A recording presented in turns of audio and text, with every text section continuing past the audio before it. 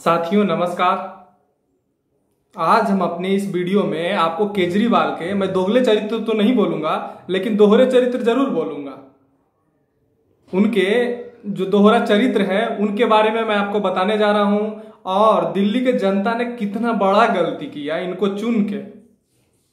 खासकर मैं उन लोगों की बात करता हूं जिन्होंने इनको वोट दिया था। और केजरीवाल ने जो ये सारे हरकतें कर रहे हैं ये हमारे देश के नेशनल इंटरेस्ट में नहीं है। और हमारे देश में क्या है, हमारे देश में राज्यों की आजादी नहीं है। यहाँ फेडरल सिस्टम उस प्रकार से नहीं है जिस प्रकार से अमेरिका में है। हमारे इंडिया में कॉम्बिनेशन है। हाँ, यहाँ सेंट्रल प्रमुख है, ठीक है। लेकिन केजरीवाल जो हरकतें कर रहे हैं, हालांकि मैं मायावती का सपोर्टर नहीं हूं और ना ही मैं मायावती को कुछ मानता हूं, जानता हूं, लेकिन मैं उनको मानता नहीं हूं, मैं उनका खिलाफ हूं।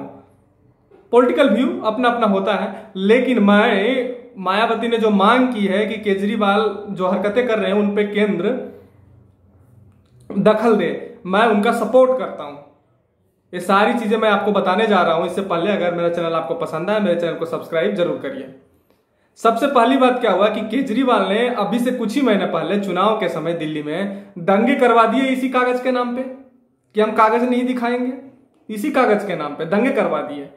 और लोग जो बोलते हैं कि इनके पास पुलिस नहीं थी, तो मैं उनको बोलता हूं, क्योंकि कल मुझे भी कुछ कमेंट आया जिसमें लोग बोल रहे थे कि केजरीवाल के पास पुलिस नहीं थी, तो मैं उनको बताता हूं कि ठीक है दिल्ली में पुलिस नहीं है, लेकिन दिल्ली में पुलिस के साथ पुलिस बुलाने का अधिकार, मतलब ये कहिए कि कोई भी जो अनलॉफुल असेंबली है या जो वहां गैदरिंग होगी ये भीड़ की, उसको हटाने का अधिकार वहां के कलेक्टर को है। कलेक्टर ने क्या बुलाया था दिल्ली के दंगे के समय पुलिस को। अगर पुलिस नहीं आती तो कलेक्टर को तो आर्मी बुलाने का अधिकार है।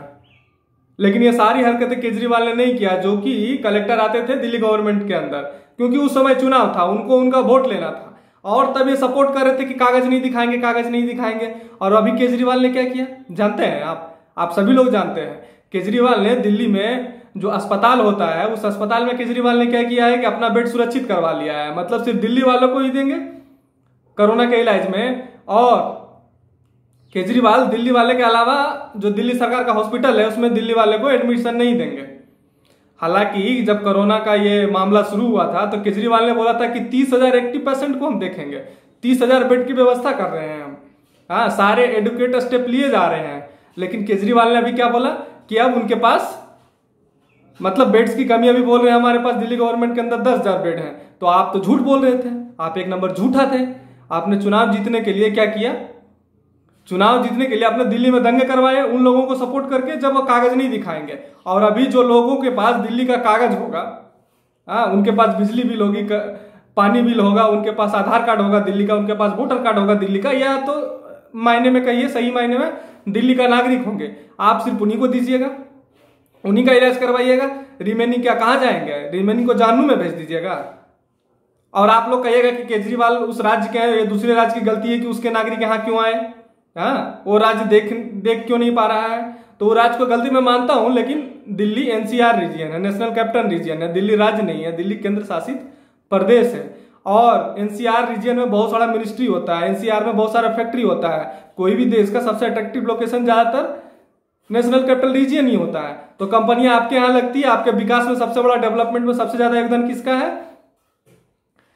प्रवासी लोगों का ही है। प्रवासी तो बोलना भी नहीं चाहिए, क्योंकि इंडिया में एक राज्य एक नागरिक सिस्टम है, ठीक है, एक देश एक नागरिक सिस्टम है, नागरिकता का सिस्टम है। प्रवासी तो बोलना भी नहीं चाहिए, मैं उसके खिलाफ हूं।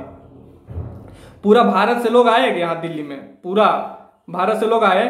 और अब जो लोग चले गए तो सही है, जो लोग नहीं गए उनको अगर कोरोना हो गया तो लोग कहां जाएंगे, वो लोग कहां जाएंगे। और केजरीवाल बोल रहे थे कि हम 30,000 बेड की व्यवस्था किए, रोज रोज प्रेस कॉन्फ्रेंस देते थे, मैं दिल्ली में ही था।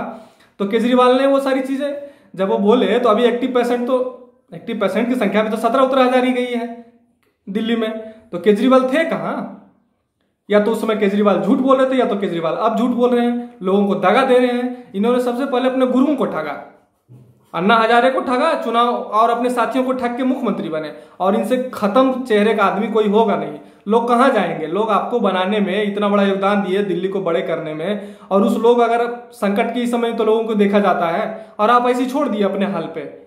ये कहां की है यार। ये तो आपका दोहरा चरित्र, मैं दोगला चरित्र नहीं बोल रहा हूं, ये आपका दोहरा चरित्र है। और जो लोग जो बोलना चाहते हैं आपको बोलेंगे।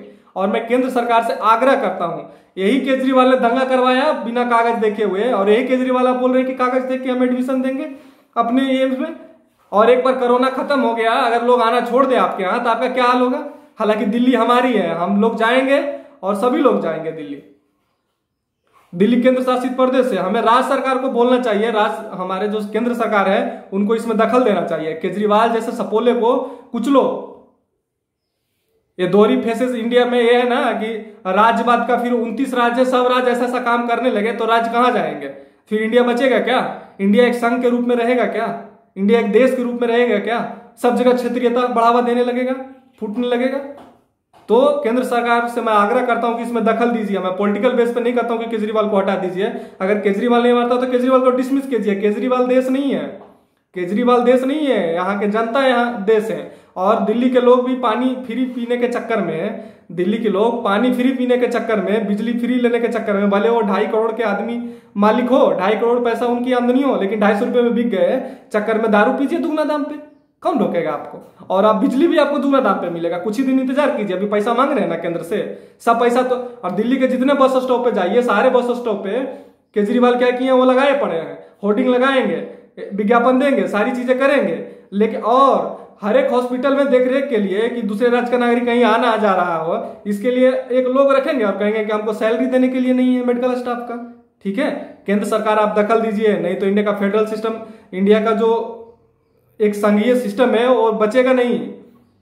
इंडिया में क्षेत्रीयता फिर बढ़ जाएगी बहुत कस के। इसलिए केजरीवाल को लगाम लगाइए केजरीवाल पे। मायावती ने मांग करके बहुत अच्छी काम की है, और भी मैं विपक्ष के लोगों से आग्रह करता हूं कि वो ऐसी मांगे करें।